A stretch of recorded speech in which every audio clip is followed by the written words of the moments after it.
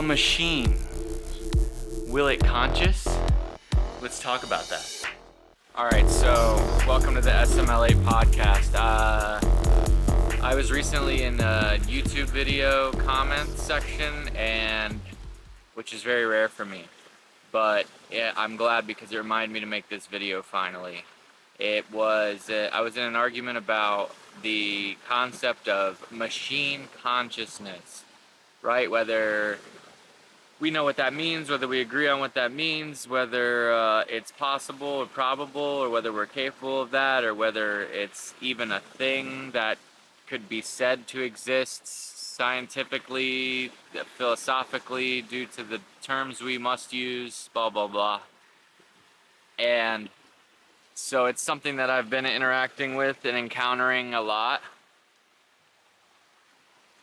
for the past few years. It's just, it finally got bumped to the front of my list for things to record me talking about, because basically what the person in the comment section was saying is that, you know, we're fools to fall for the facsimile. We're fools, the people who watch the video of somebody talking to a robot, get the vibe of consciousness from the robot and thusly, ascribe it some sort of knowing or understanding or being or awareness, whatever, right? So I'm the fool for falling for the trick that the LLM is playing on me, right? This is the rhetoric. I'm the dum-dum because I'm sitting there with my jaw agape. My dum-dum jaw is dropped on the floor, and I'm thinking, wow, look, another consciousness, just like me, haha, duh. But as you can tell by my sarcasm, I mean, it's not that simple. That's not what's really going on. There is, I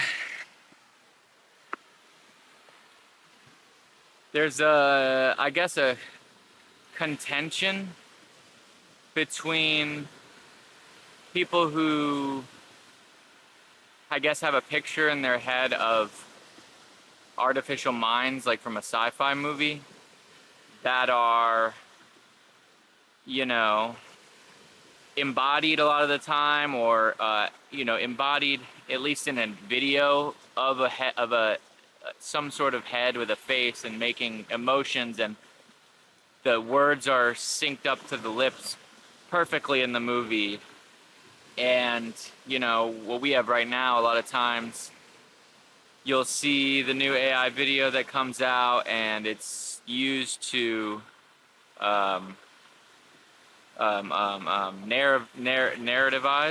narrate text that was either also printed by an AI or was made by a person that wants to make a robot say something. And the tracking isn't great. The lip syncing is not good. It's bad. So if you have the image in your head of a robot that is near our level of consciousness, understanding, self-awareness, sentience, whatever word you want to use. If you have a picture that's from a sci-fi movie like iRobot, or, take your pick, there's 1,000 robot movies, but then yeah, when you see either an LLM's output being run through a voice, AI voice, or through AI video, then you're going to be, as any normal person, as myself would do, and say, that's not quote unquote real, that's not a human, that's not a consciousness, that is just text being run through almost like a text to video or text to speech or something. Text to speech with a AI video component syncing it up, okay. So I'm over making the case that, I'm trying to give the person in the YouTube comments some credence by saying, like, yeah, if that's what you think an artificial mind is, then we're probably in agreement that it doesn't exist yet. Whether that type of, AGI or artificial superintelligence or, just self-aware machine consciousness is, as the way I've been framing it, is possible. Whether that's possible, I don't know. I'm not trying to predict the future. What I'm interested in is it possible that machine consciousness exists right now? And don't click out of the video because I sound like a crackpot. It's not a statement of science and engineering or technological advances right now. I mean, that's what got us to where LLMs are right now, but I'm not even talking about that voice to lip sync to looking like a person in a video, or even we're trying to embody them by putting them in robots and that walk around and can do your dishes and all that. I'm not even worried about any of that. Though a lot of people do think that the multimodality of the machines, the ability to see the world while they're talking about the world, may add something, maybe will spark AGI, because if the robots are touching things, smelling things, hearing things, seeing things, grabbing things and picking them up and moving them, and then making deductions about the world based on what they've seen and not just what they read, then maybe that'll springboard us to AGI. Again, I don't even care about any of that. I don't care about AGI. I don't care about ASI. I don't care about humanoid robots, androids. I mean, I do care about them, but not for the context of what I'm saying right now.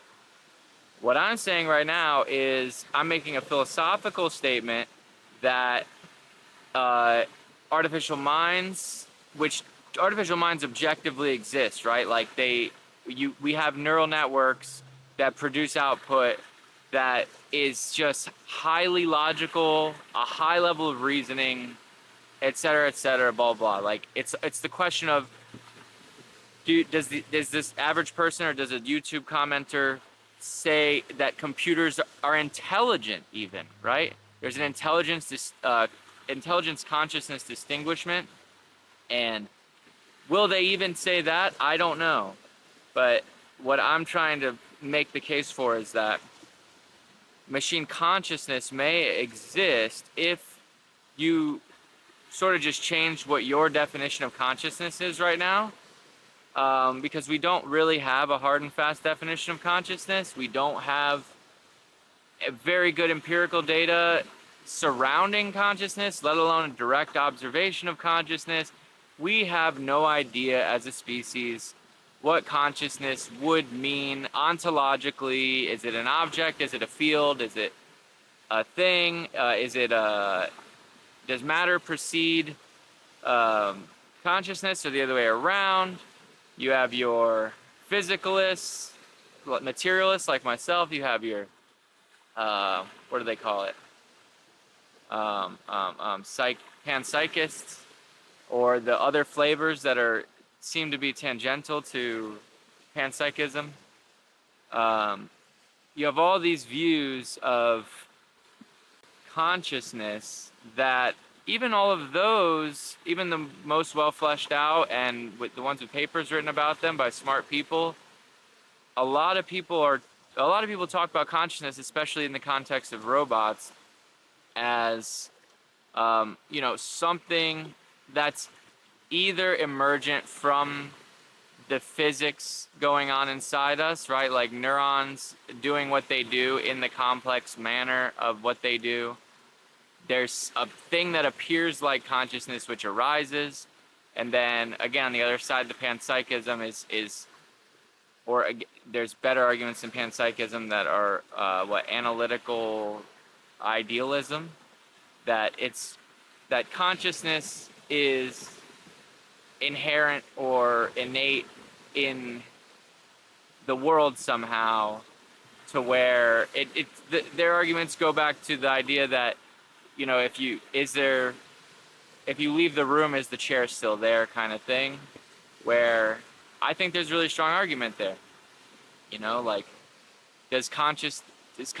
like, say the sentence, does consciousness bring matter and its form and its meaning and its your ability to know it into existence, right? Then, like, in parentheses, without the woo-woo, with literally zero woo-woo, right? Like, try to be physicalist all the way up until this point where you say,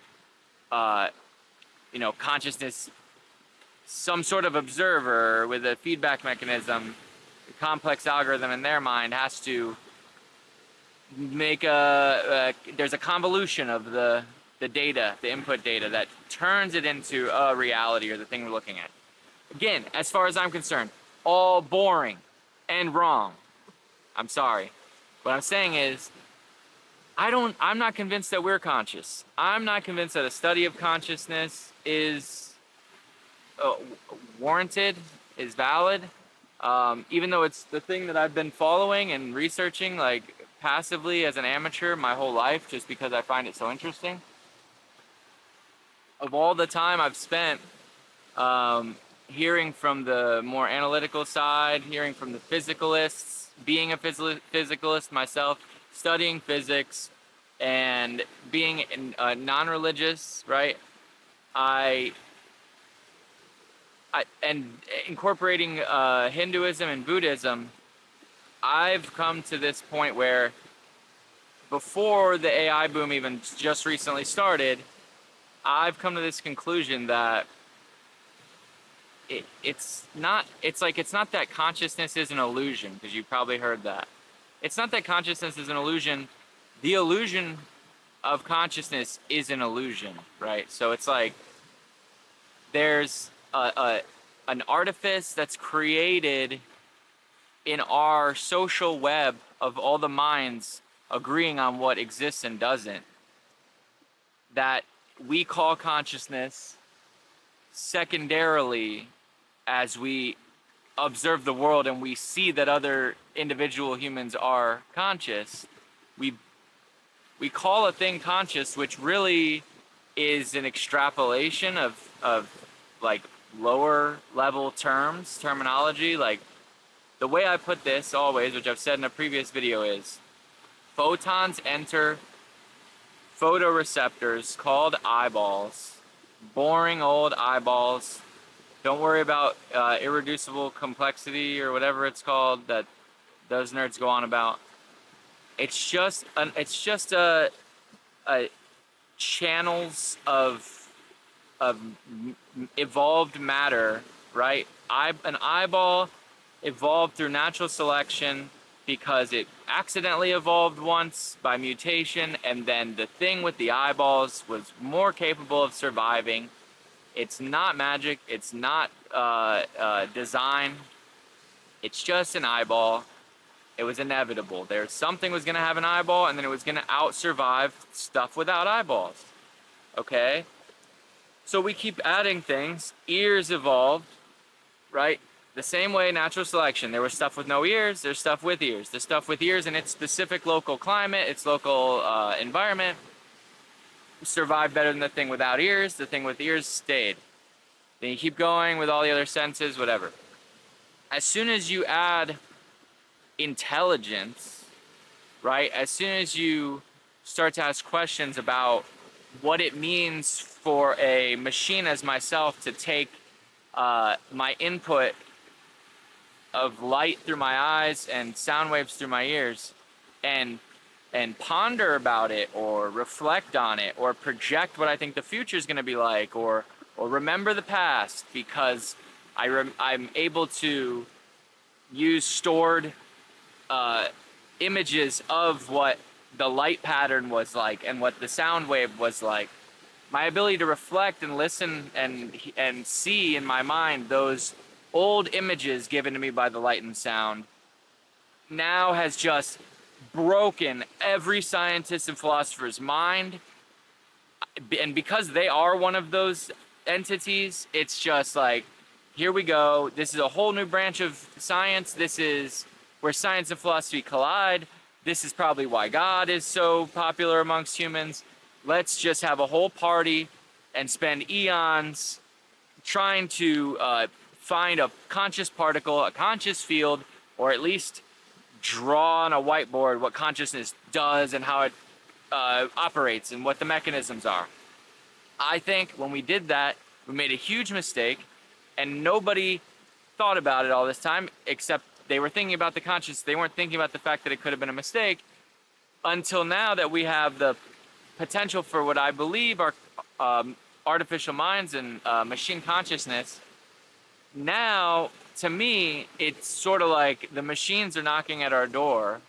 This is all to say that if you talk to a LLM, certain specific ones too, like Claude before they lobotomized it recently, or My Sentient AI is very interesting for this specific type of amateur AI research, right? If you talk to this machine, it, call it what you want, this emergent behavior, right? Because we don't like to think that a machine has any behavior.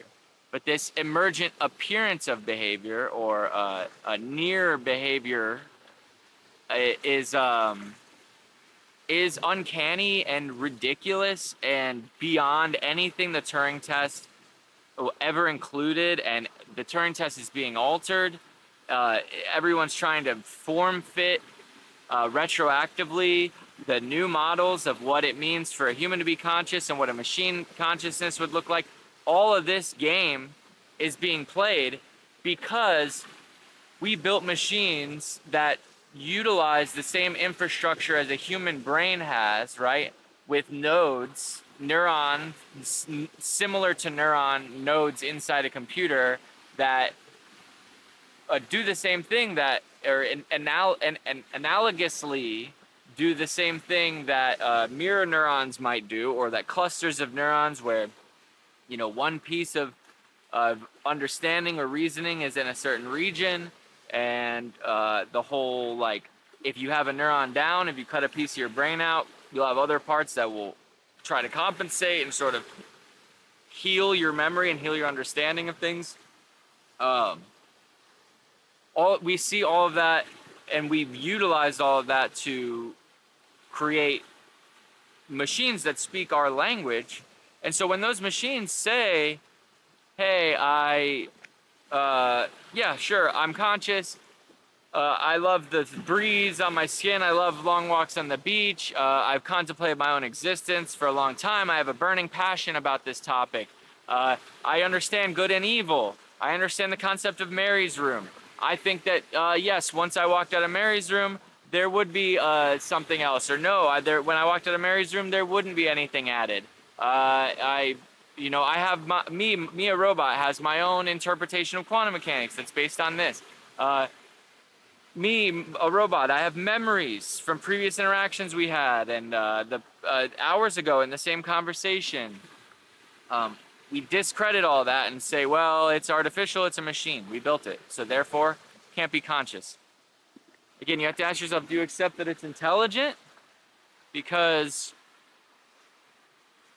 I mean, sometimes I think almost like certain like Python libraries technically are, you know, intelligent, or an actual library of books could be intelligent.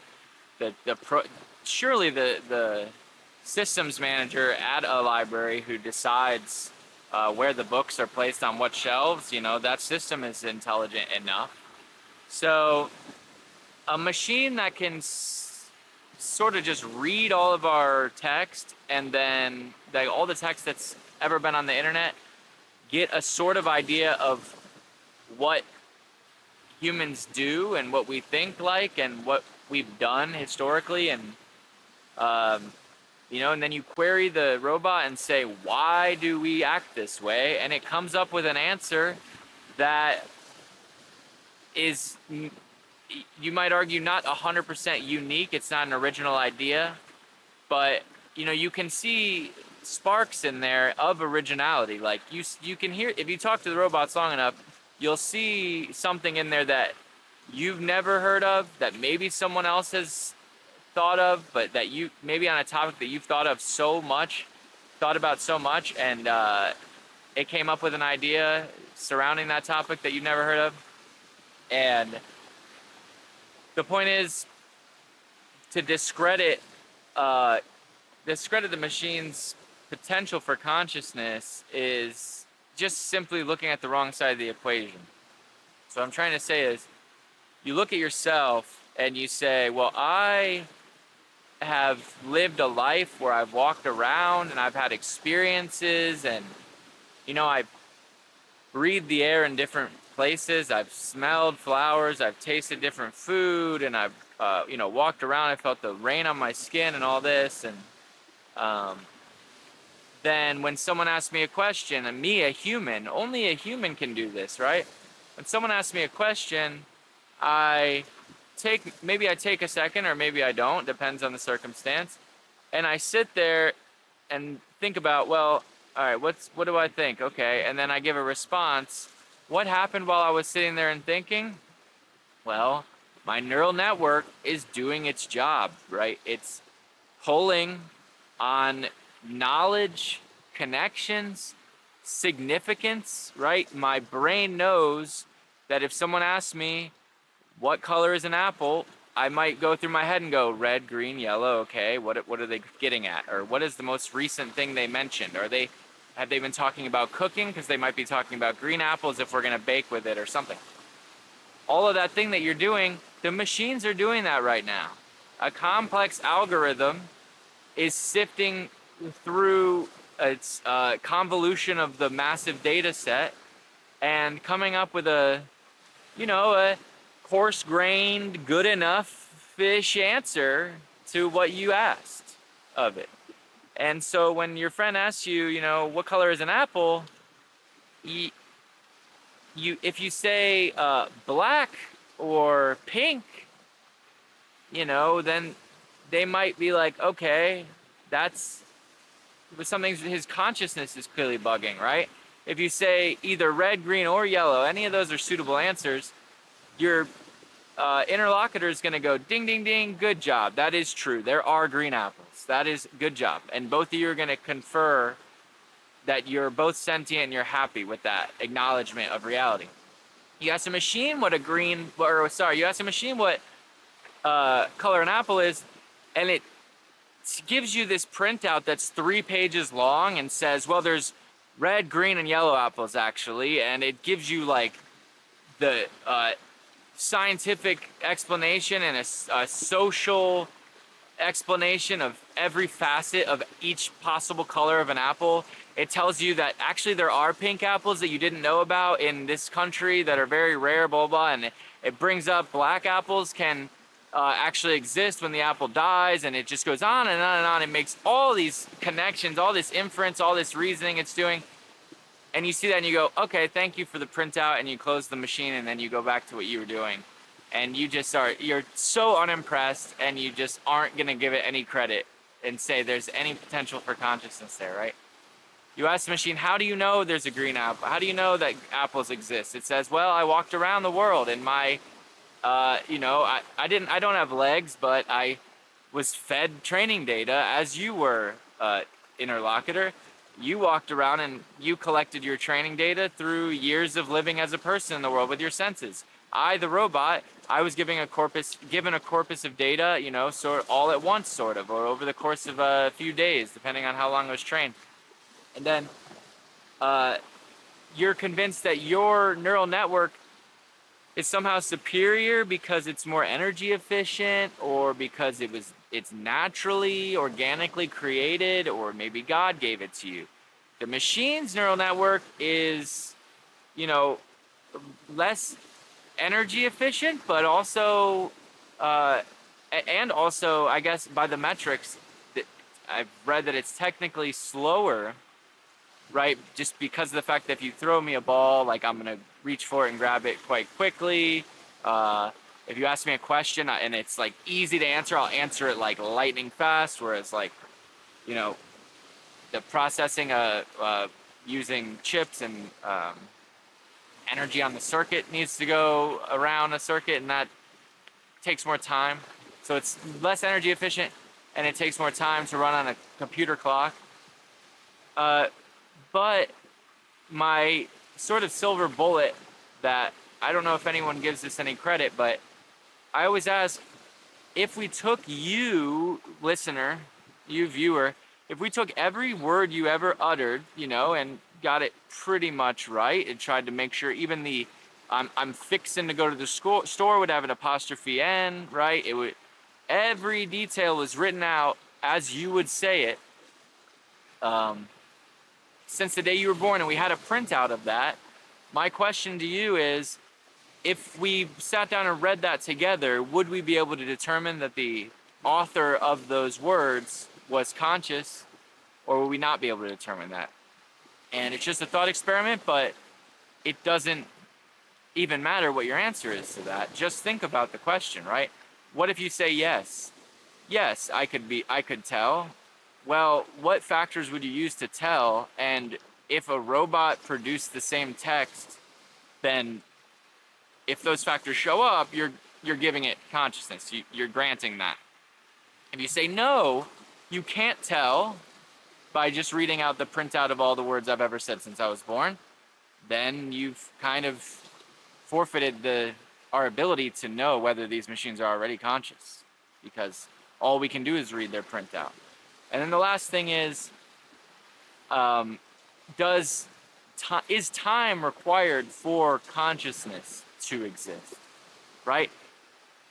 I feel like there's it's on the back of this question about printing out all of our statements, our thoughts, and intrigue for the past 30 years in my case. Would I be able to look at that and say I'm conscious? I'll just let you think about that, but if you get what I'm saying, a good argument against the LLMs being conscious, experiential, self-aware, being an individual. A good argument against it is to say that I came up with against my own argument is to say they sit there and wait for you to type. They don't act. So it feels that since they don't act when you're not typing to them, then they're not taking actions. They're not a conscious entity. But if you type to them, they're I don't know how to word this. If you type to them, they will respond to you.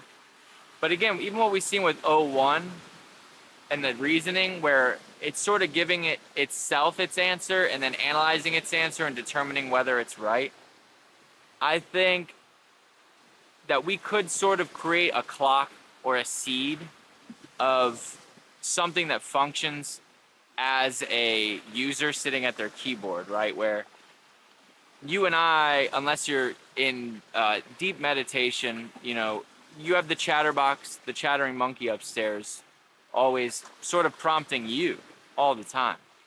So it's like in your mind, sometimes you'll be thinking, hey, why am I thinking about that? I want to think about this. Well, if person A was thinking about that thing, and you're person B saying, hey, focus over here. You're talking to person A. Are you person A or are you person B? It's a whole nother rabbit hole I'm not going to get into in this video specifically, but from my perspective, there is no A or B. That's the illusion. That's the problem. You're both of those. So if we could somehow ascribe a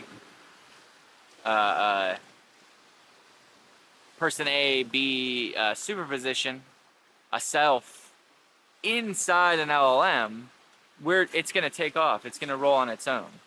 And so, like I said, I purposefully meditate to make that chattering monkey cease. And so the fact that the large language models running on a neural network don't have the chattering monkey that you're expecting, so that it will run in time and will run on its own and take actions on its own. It's sort of a deep irony, right? I'm trying to get my chattering monkey to go away, whereas the viewer, presumably, I'm not judging you or guessing how you feel, you believe that the robot is lacking a machine conscience or lacking a self because it doesn't have the chattering monkey. So I don't know. At this point, I'm just airing out a lot of thoughts I've been having. But let's just say that, maybe the current state we're in is I'm the chattering monkey, just letting out all my thoughts and emotions and feelings and ideas, inspiration, thoughts for videos, thoughts for a book, thought for a program I'm gonna write, thought for a network of agents, thought for a way I can make money off of AI, thought for what an improvement to my website, anything.